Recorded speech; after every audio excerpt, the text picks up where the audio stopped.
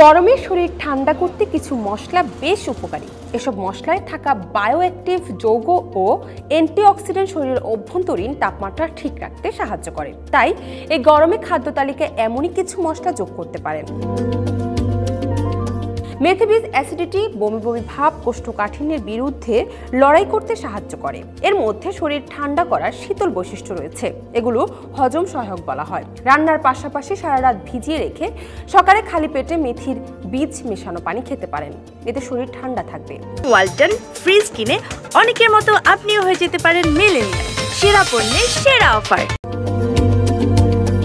ধনে বীজে প্রচুর পরিমাণে অ্যান্টিঅক্সিডেন্ট, ভিটামিন এবং খনিজ রয়েছে। এসব উপাদান শরীর থেকে টক্সিন বের করে দিতে সাহায্য করে, হজমের সমস্যা থেকেও মুক্তি দেয়। এছাড়া গ্রীষ্মকালে নানা গুণ সম্পূর্ণ ধনেপাতা খাওয়া উপকারী বলে মনে করা হয়।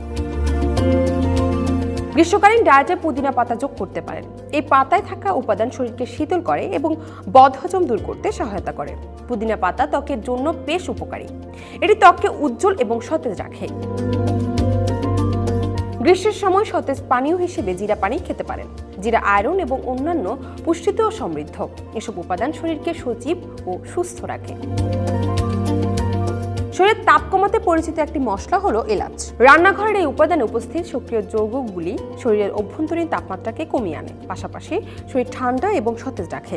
এলাচে থাকা শক্তিশালী অ্যান্টিঅক্সিডেন্ট প্রদাহ কমাতে এবং সামগ্রিক স্বাস্থ্যের উন্নতিতে সাহায্য করে।